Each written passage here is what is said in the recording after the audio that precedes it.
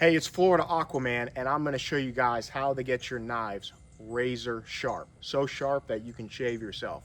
So check this out. This is gonna be a good one. This knife sharpened like this is better than any knife you will ever buy in the store. I don't care how much you spend on a knife. This knife right here is better than that knife, and it don't cost nearly as much. It's taking that hair, taking the hair of the arm right off. How easy this makes filleting fish. There's one side there. So what you guys are gonna need to sharpen your knives is get yourself a good belt sander. Anyone you got lying around. I'm sure a lot of you guys have one of these laying around in your garage. This is just an old beat up one I've been using for a while. And then you're gonna wanna get yourself a sharpening kit with different grits of sandpaper up to a leather strap.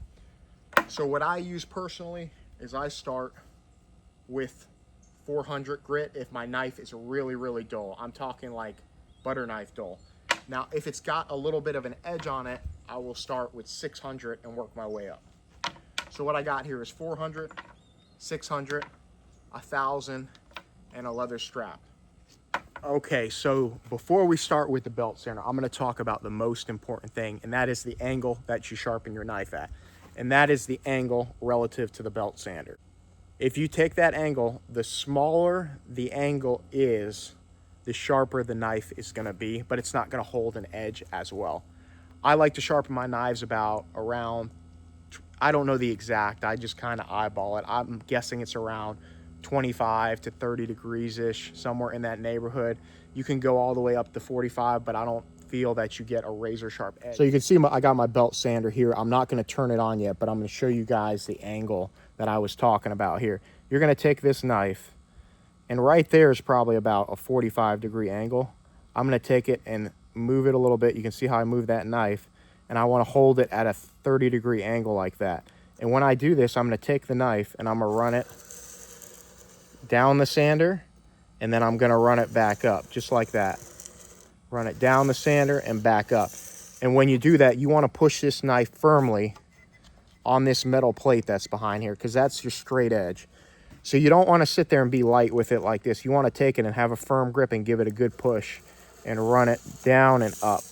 And you're going to do this, and you'll see after a while, I'm going to show you guys, this knife is going to develop a burr on it, and you're going to be able to see that burr, and that's how you know when to move on to the next. You see how that knife's got a little bit of, oh yeah, you can see that real good. It's got that little bit of burr on the edge. You can see that burr? So it's sandpaper. The lower the number, the more coarser the sandpaper is gonna be. This is 400, this is 1,000. So obviously you always wanna start with the more coarse sandpaper and then work your way up all the way to the leather strap, which is the least amount. If you can see, I could rub this on my palm, it's not gonna do anything. If I go and take this 400 and rub it, you know, I'll feel it a little bit more. So I'm just gonna talk about fillet knife choice and your options out there. These are two different fillet knives, and this gives you a good comparison because this first knife has a softer grip on it. You can see this is a more sticky grip, and this is a more hard plastic grip. All manufacturers have this. I like a softer grip on my fillet knife. You know, it gives me a better grip. I'm less likely to slip, which is very important when you guys are really sharpening these knives and getting them razor sharp. I don't want to slip and injure myself. So if I have a preference, I get this softer grip. It is a little more money when you buy these knives, but I definitely think it's worth it. Another quick tip too, if you guys are doing this, go ahead and buy yourself a couple of these knives when you're sharpening them, because it's a process. You got to pull out the belt sander. You got to get all your sandpaper laid out. You got to go through it. So if you have 3 or 4 knives that you sharpen, sit down for a little bit, go ahead and sharpen them up, get them razor sharp, and throw them in a drawer in your house somewhere. And that way, when you're filleting fish, you know, one of your knives get dull, you can go ahead and grab another nice sharp one, throw the dull one in there, and kind of recycle them through. That way, you always have a sharp knife. You don't have to worry about busting out the belt sander. Another thing to keep in mind with your fillet knives is your blade length. I personally like a shorter blade length. I believe this one's about a 7-inch. I don't think I could find a 6-inch, so I had to settle with this one. But if I had the option, I would definitely get a 6-inch fillet knife, something that's really thin and flexible, that's got a nice soft handle on it. That's my preference. Now, if you're filleting fish that are a lot bigger, say like big grouper, big amberjack, things like that, you might want a longer knife, maybe 7, 8 inches.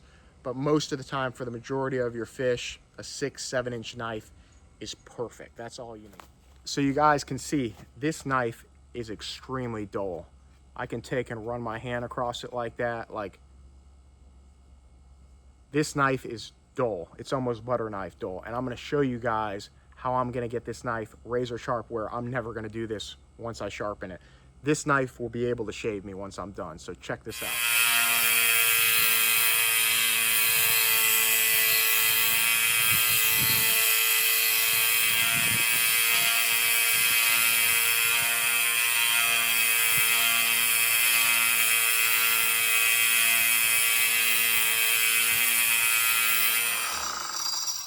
So another thing you guys want to keep in mind, it's a lot easier to maintain your angle if you're looking down at the sander like this, because I can see from up here, I can see my angle.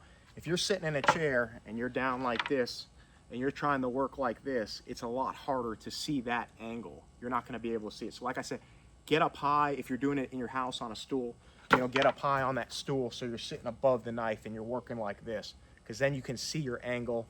And like I said, if that doesn't work for you guys, can cut a piece of wood at the angle you got and then just have it behind it, and then just have that wood lying on the sander and just run it back and forth. I personally don't need that, but if you guys can't hold the angle, that's something you guys can try. Okay, so we hit it with our 400. Now we're gonna hit it with our 600, same process, maintaining the same angle. Next, I wanna talk about the blade, the flexibility of the blade. This knife has a lot more flexible of a blade. You can see I'm moving it back and forth. This knife is a lot stiffer. When I'm filleting fish, I like a knife that is a lot more flexible, because I can run it across the bones and I can feel it. As with this knife, it's a lot more stiffer. I feel like you don't get as much meat out of this knife as you do when using this softer knife, this more flexible knife.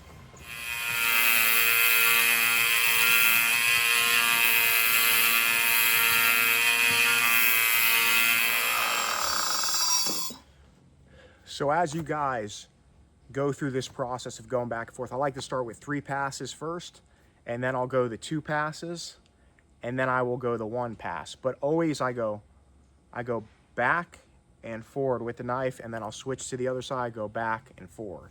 So something you want to keep in mind. Hey, so something to keep in mind is when you guys are sharpening these knives, this belt sander is going to get this knife nice and hot. So when you're checking your edge, you know, you're seeing if it's getting nice and sharp, just be careful, because it'll be hot and you'll grab it with your thumb and it'll burn you. So keep that in mind.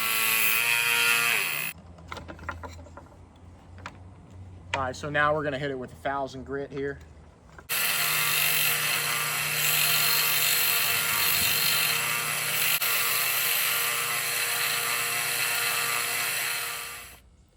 So when you guys go ahead and buy this leather strap, it's got 2 sides to it. It's got a smooth side, and it's got a side that's a little bit rougher.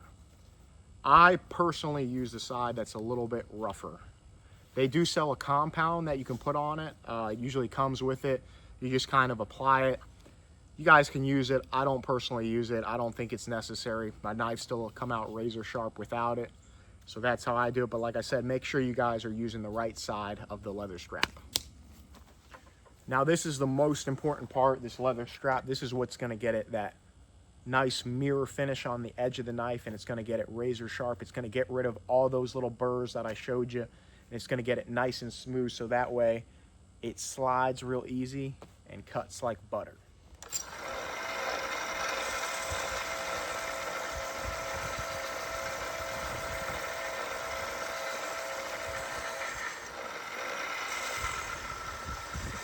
So how you know you're done with this leather strap is you'll feel the knife will kind of start grabbing with this leather strap. You'll feel it like grab in certain areas of that knife, and it'll stop grabbing and it'll just get a lot smoother. It'll glide a lot easier, and that's how you know it's done. You can also stop, take a check, you know, see if it's razor sharp. Just be real careful when you're doing this, and it's shaving me, and I'm gonna show you guys this. So check it out. This knife is now razor sharp. Have to be very, very careful with it because it will cut you extremely bad. But I'm going to show you guys, I can shave with this thing. I'm going to show you on my arms here.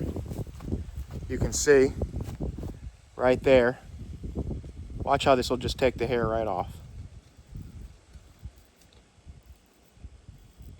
Now I'm going to have a patch here just for you guys, but you can see. I mean, look at that. It's taking that hair. Taking the hair of the arm right off. Razor sharp, you know. You save money on razors doing this. You can shave with it. So that's how you get these knives razor sharp. I'm gonna put this to the test. I'm gonna show you guys what these knives can do.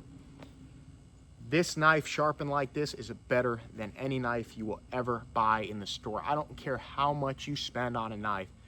This knife right here is better than that knife, and it don't cost nearly as much. All you need is this belt sander, that sharpening kit. Watch this video. I show you guys all the little tips. Like I said, there is a technique to doing this. You're not just gonna buy a belt sander and go think you're gonna run your knife across it a couple times and it's gonna get razor sharp. It's not. Like I said, you gotta keep that angle perfect through the whole process and just go through it. Make sure you got that burr and that burr disappears, and you will get your knives razor sharp, and you'll thank me. Trust me, because when I found this out, this is the best thing ever, especially for filleting fish. It makes it a pleasure. All right, you guys got to check out what these knives can do. I got a nice cut-resistant glove here. I got my knife that I just sharpened. I got a little sheep's head that I caught in one of my last videos if you guys want to check it out. But here we go. We'll see how these things work. Oh my goodness, like butter. Check that out. Just running down that backbone. You can see it just goes down like butter. Check that out.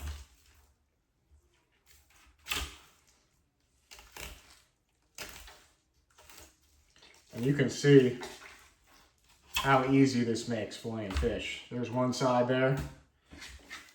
All right, we're gonna hit up this other side here. Like butter.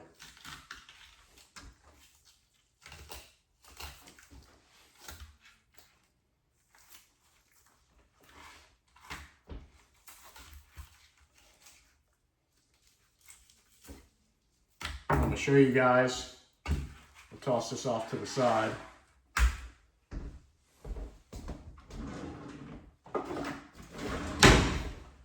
Show you guys how easy this skins the fish, this knife here. Check this out, watch this. Just like that. Like I said, it's going to be the best fillet knife you ever had. Just like that. And just to show you, I got an orange here. And I got a kitchen knife that's halfway sharp, just to show you how sharp these knives are. You can see, like, if I got a fish scale on there. If I take that knife, and look how much pressure I have to put to cut that top off. Watch this. I mean, look, I don't even have to put any pressure. I mean, look, and it just peels it right off. Look at that. All the way to the backside. That shows you how sharp these knives are. So go ahead and give it a try. Go ahead, like this video. Comment if you guys have any questions. I hope you guys really enjoyed this one. And like I said, this is Florida Aquaman, and I'm out till next time.